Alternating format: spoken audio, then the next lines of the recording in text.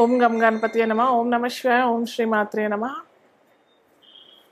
So ఈరోజు మనము బృహస్పతి వక్రీగతి అయి వాటి ఫలితాలు ఎలా ఉంటాయి, ఒక్కొక్క రాశికి ఎలా ఉంటుంది, అలాగే వక్రీ అని అంటే కూడా చాలామంది పలు రకాలుగా చెప్తూ ఉంటారు.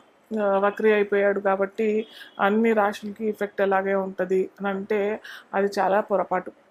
ఎందుకంటే గురు బృహస్పతి అయినా శని భగవానుడైనా మనకి వీళ్ళు ఏంటంటే బృహస్పతి ఒక రాశిలో ఒక సంవత్సరం ఉంటాడు. ఓకే, సో ఒక రాశిలో ఒక సంవత్సరం ఉంటాడు. అలాగే ఏమంటారు, ఈ వక్రగతి అయినప్పుడు కూడా 4 మాసాల నుంచి 5 మాసాలు, ఒక్కోసారి 3 నుంచి 5 మాసాలు టెంటేటివ్గా ఉంటాడు. సో ఈసారి మటుకు మనకి అక్టోబర్ 9వ తారీఖు నుంచి 2024 నుంచి ఫిబ్రవరి 4వ తారీఖు వరకు మనకి బృహస్పతి అంటే సుమారు మనకి 4 మాసాలు కూడా రాదు. సో కొద్దిగా అటు 3.5 మాసాలు లేదా కొద్దిగా ఎక్కువ పై చినుకు సో వస్తుంది. కాబట్టి చాలామంది ఏంటంటే వక్రీ అని అంటే బృహస్పతి మనకి ఇప్పుడు వృషభ రాశిలో ఉన్నాడు కాబట్టి వృషభ రాశి నుంచి మేషరాశిలోకి వెళ్ళడు. యాక్చువల్గా వెళ్తూ ఉన్నట్టుగా మనకి ఈ ఏమంటారు నవగ్రహాలు మనకి తిరుగుతూ ఉంటారు కదా, సంచరిస్తూ ఉంటారు కదా. ఆ సంచారణలో మనకి ఎక్కడి నుంచో అది అంటారు కదా, స్కై వ్యూ అంటారు కదా. సో ఆ రకంగా అక్కడి నుంచి చూసినట్టయితే కొద్దిగా ఏమంటారు, స్లోగా అయిపోయినట్టుగా మనకు కనిపిస్తుంది. సో దాన్ని మనము వక్రీకరంగా మనం పరిగణించి వాటి ఫలితాలు ద్వాదశ రాశుల వారికి ఎలా లభిస్తుందో మనము చూస్తామన్నమాట. సో ఇక్కడ ఇంతకుముందు చెప్పినట్టు బృహస్పతి వక్రీ అంటే గురు వక్రీ అయినాడు కాబట్టి గురు భగవానుడు మనకి సరి అయిన ఫలితాలు ఇవ్వడు. వృషభ రాశి వారికైనా కానీ ఇంకా ఏ రాశి వారికైనా కానీ సరి అయిన ఫలితాలు ఇవ్వడు అనేది చాలామంది అంటూ ఉంటారు. కానీ ఇది కరెక్ట్ కాదు. ఎందుకంటే మన జాతకాల్లో కూడా కొందరికి మీ జాతకాలు చూసుకోండి. ఫస్ట్ మీరు మీ జాతకాల్లో చూసుకున్నప్పుడు అయితే ఏ గ్రహం వక్రీ అయి ఉంది అనేసి అక్కడ మీకు ఇప్పుడులో మనకి చాలా సాఫ్ట్వేర్స్ కూడా లభిస్తాయి. లేదా మీకు తెలియదు అని అంటే ఎవరన్నా జ్యోతిష్యుల్ని సంప్రదించి వారితో మీరు కనుక్కొని గురు వక్రీ లేదా శని భగవానుడు వక్రీ, గురు భగవానుడు వక్రీ లేదా బుధుడు వక్రీ అయినాడు అని అంటే మటుకు ఇప్పుడు మనకి ఎప్పుడంటే ఈ గురు వక్రీ అయినప్పుడు వీళ్ళకి ఎప్పటి నుంచో ఏదన్నా కోరిక ఉండింది. ఫర్ ఎగ్జాంపుల్ ఒక జాబ్ లభించాలి అని ఎప్పటి నుంచో అనుకుంటున్నారు. విద్యార్థి స్థానం నుంచి జాబ్ సిచ్యువేషన్ దాకా వెళ్ళినప్పుడు జాబ్ లభించట్లేదు. చాలా ప్రయత్నం చేస్తున్నారు కానీ లభించట్లేదు అన్న వారికి, లేదా మేము జాబ్లో ఉన్నాం కానీ ప్రమోషన్ దొరకట్లేదు, మాకు చాలా ఇబ్బందులు అవుతున్నాయి అని అన్న వారికి, లేదా ట్రాన్స్ఫర్ అవ్వట్లేదు మాకు జాబ్ నుంచి, మేము అనుకున్న ప్లేస్కి వెళ్ళాలి అని అనుకుంటే లభించట్లేదు అని అన్న వారికి మనకి వాళ్ళ జాతకంలో గుర్తుపెట్టుకోండి, ఇది ఖచ్చితంగా గుర్తుపెట్టుకోండి, వాళ్ళ జాతకాలలో గురువు వక్రీ అయినట్టయితే వీరికి ఈ సమయంలో మంచి ఫలితాలు వస్తాయి. ఓకే, గురువు గుర్తుపెట్టుకోండి, మళ్ళీ చెప్తున్నాను. గురువు మీ జాతకంలో వక్రీ అయినట్టయితే ఇప్పుడు అక్టోబర్ 9వ తేదీ నుంచి ఫిబ్రవరి 4వ తేదీ వరకు మంచి ఫలితాలు ఇస్తారు. ఎందుకంటే మీ జాతకంలో వక్రీ అయినాడు కాబట్టి ఇక్కడ వక్రీ అయినప్పుడు మీకు మంచి సత్ఫలితాలు ఇస్తాడు. సో అలాగే స్పెసిఫిక్గా కొందరు వృషభ రాశి వాళ్ళే అయి ఉంటారు, వాళ్ళకే గురు వక్రీ అయి ఉంటుంది. సో వాళ్ళకు కూడా డిఫరెంట్గా ఉంటుంది అనమాట. సో ఇలా మీరు మీ జాతకాలు పరిశీలించుకొని వక్రీ అయినాడు, ఏ గ్రహాలు వక్రీ అయినాడో చూసుకోండి. సో ఇక్కడ మనం చెప్పినట్టుగా గురు వక్రీ అయినాడు అని అంటే ఆ గురు మీ జాతకంలో వక్రీ అయినాడు కాబట్టి ఇప్పుడు మనకి గోచార గురువు అలాగే మీ జాతకంలో జన్మ గురువు వక్రీ అయినాడు కాబట్టి మంచి ఫలితాలు. వివాహం అవ్వట్లేదు, వివాహం అయ్యే ఛాన్సెస్ ఉంటాయి. సంతానం కలగట్లేదు, సంతానం అయ్యే ఛాన్సెస్ ఉంటాయి. జాబ్ దొరకట్లేదు, జాబ్ లభించే ఛాన్సెస్ ఉంటాయి. అలాగే ఏమంటారు, ప్రమోషను, ఇంకేదన్నా ఇతరత్ర ఎక్సెట్రా అండ్ ఎక్సెట్రా అంటాం కదా. సో అలాంటివి ఏమీ లభించట్లేదు అని అంటే గురువు వక్రి అయిన జాతకులకు మంచి ఫలితాలు వస్తాయి. సో ఇక్కడ గమనించాల్సిన విషయం ఏంటంటే, చెప్పాను కదా, అది వక్రి అయిన జాతకులకే వర్తిస్తాయి.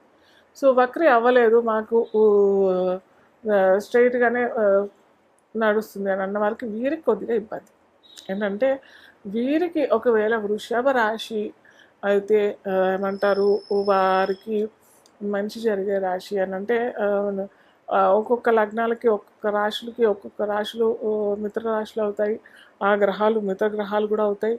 సో వారికి ఏంటంటే కొద్దిగా ఇబ్బంది, లేదా వారికి మిత్రగ్రహం కాదు, మిత్ర రాశి కాదు అని అన్న వారికి అయితే మంచి ఫలితాలే వస్తాయి. సో ఇలాగా మనము సార్ట్అవుట్ చేసుకున్నట్టయితే చక్కటి ఫలితాలు మనం చూసుకొని వాటికి తగ్గట్టుగా మనం పరిహారాలు చేసుకున్నట్టయితే చాలా చక్కటి ఫలితాలు వస్తాయి. సో ఇన్ జనరల్గా మనకి కాలపురుషాంగంలో వృషభ రాశిలో ఇప్పుడు మనకి గురువు వక్రి అవుతున్నాడు కాబట్టి అందరికీ చేసుకోవాల్సిన పరిహారం ఏంటంటే, చక్కగా వృషభ రాశి అంటే ఏంటంటే, వృషభం అంటేనే రెండవ రాశి, కాలపురుషాంగంలో ద్వితీయ రాశి. ద్వితీయం అనంటే రెండో స్థానం అనంటే కుటుంబ స్థానం అవుతుంది. అది మనకి ఏమంటారు, ధనస్థానము అవుతుంది. ధనస్థానాధిపతి అయిన శుక్రుడు మీకు గురువు కూడా చాలా చక్కగా మీరు జాతకాల్లో ఉన్నట్టయి గురువు వక్రి అయినట్టయితే కొద్దిగా ధనానికి ఇబ్బంది అయ్యే అవకాశాలు ఉంటాయి. కాబట్టి అలాగే మనకి గురువు కూడా ధనకారకుడు అవుతాడు కాబట్టి కొద్దిగా ధన విషయంలో చాలా జాగ్రత్తగా ఉండాల్సిన అవసరం ప్రతి ఒక్కరికి ఉంది. సో అలాగే ఇంకొకటి ఏంటంటే, బెట్టింగ్స్ ఇలాంటివన్నీ చేస్తుంటారు కదా, సో వాళ్ళు చాలా జాగ్రత్త పడాల్సిన అవసరం ఉంది. అలాగే అందరూ చేసుకోవాల్సిన మంచి పరిహారం ఏంటంటే, చక్కగా గురువారం శుక్రవారం అందరూ ఏమంటారు, మహాలక్ష్మి ఆరాధన చేస్తూ ఉంటారు. సో అలా శుక్రవారము గురువారము 2 వారాల్లో ఈ గురు వక్రి అయినప్పుడు చేసుకున్నట్టయితే చాలా చక్కటి ఫలితాలు వస్తాయి. ఎందుకంటే మహాలక్ష్మి అష్టకం చేసుకోండి అందరూ. మహాలక్ష్మి అష్టకము 3 సార్లు అంటే ఉదయం, మధ్యాహ్నం, సాయంత్రం వేళన్నా చేసుకోవచ్చు. లేదు మాకు అంత టైం లేదు అని అంటే కేవలం ఒకటే కూడా 3 సార్లు చదవండి. కేవలం పెద్దగా కూడా ఉండదు, 8 లైన్లు ఉంటాయి అంతే, 8 నుంచి 10 లైన్లు ఉంటాయి అంతే మహాలక్ష్మి అష్టకం. సో అది చదవటానికి ప్రయత్నం చేయండి. అంటే మీకు చూసి చదవటానికి 5 నుంచి 10 నిమిషాల కంటే ఎక్కువగా సమయం కూడా పట్టదు. సో ఇది ఖచ్చితంగా చేసుకోవడానికి ప్రయత్నం చేయండి. అలాగే పసుపు మీకు ఆ రాశి ఇప్పుడు అన్నీ చెప్పుకుందాం, ఏ రాశి వాళ్ళు ఎలా చేసుకోవాలో చెప్తాను.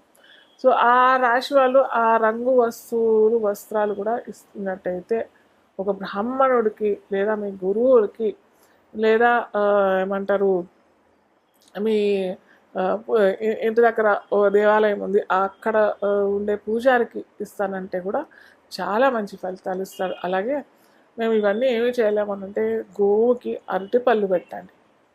ఓకే, ఇది గురువారం శుక్రవారం 2 రోజులు చేస్తే మటుకు అటు ధనానికి లోటు కాకుండా, అటు చదువుకి ఇబ్బంది లేకుండా, ఇప్పుడు చెప్పబోయిన అన్ని వివాహానికైనా సంతానానికైనా ఇలాంటి ఆటంకాలు లేకుండా చక్కగా ఉంటారు. మకర రాశి మనకి దశమ రాశి అవుతుంది. సో దశమాధిపతి ఎవరు అంటే శని భగవాన్ అవుతారు, శనిశ్వరుడు అవుతారు. సో ఈ శనిశ్వరుడికి మనకి గురువు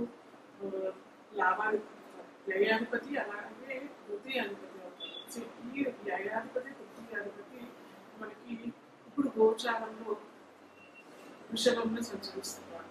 కాబట్టి వీరికి ఏంటంటే ఆ సంచార ఫలితం ఓకే, మనకి పంచమ భావంలో సంచరిస్తున్నారు కాబట్టి మంచి ఫలితాలే ఇస్తారు.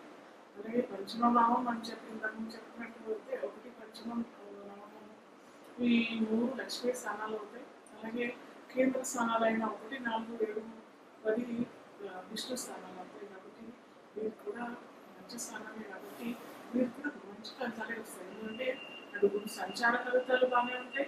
గురు వక్రి అయి మనకి అక్టోబర్ 9వ తారీఖు నుంచి రేపు ఫిబ్రవరి 4వ తారీఖు వరకు గురు వక్రి ఉన్నారు కాబట్టి ఇటు మనకి చతుర్థ ఫలితాలు కూడా చాలా చక్కగా వేస్తాం. చతుర్థం అంటే మనకి ఇంటికి సంబంధించింది, లేకపోతే ఎడ్యుకేషన్ విద్యార్థులకు ఉన్న కొత్త విద్య లేకపోతే టెక్నికల్ విద్య లభించడానికి ఎంతో ప్రయత్నం చేసే వారికి విద్య నూతన రంగంలో ప్రవేశించే అవకాశాలు ఇలాంటివన్నీ మనకి ఈ గురువు కారకుడు విద్యకు కూడా కారకుడు విద్య కాబట్టి విద్యలో అవకాశాలు కొత్త అవకాశాలు మీకు ఏదైనా కొత్త కాలేజ్లో సీట్ లభించాలి అని మీరు ఎప్పటి నుంచో చూస్తుంది లభించలేని సమయంలో మీకు గురు ప్రక్రియ ఇవ్వడానికి విధంగా మీకు వచ్చే అవకాశాలు చాలా ఉంటాయి.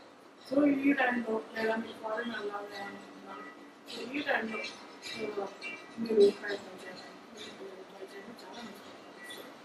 ఇక్కడ ఏంటంటే ఇంకోటి మకర రాశి వాళ్ళు స్పెషల్గా మకర రాశి మకరలో మీకు చాలా ఇంకా బాగా మంచి ఫలితాలు రావాలి అన్నట్లయితే నిజంగా మీరు వాటి చతుర్థ ఫలితాలు కాబట్టి మీకు తల్లికి లేదా గురువు సమానుల వాళ్ళకి పసుపు రంగు వస్తువులు లేదా వస్త్రాలు గురువారం అలాగే శనివారం ఇవ్వడానికి ప్రయత్నం చేయండి. చాలా చక్కగా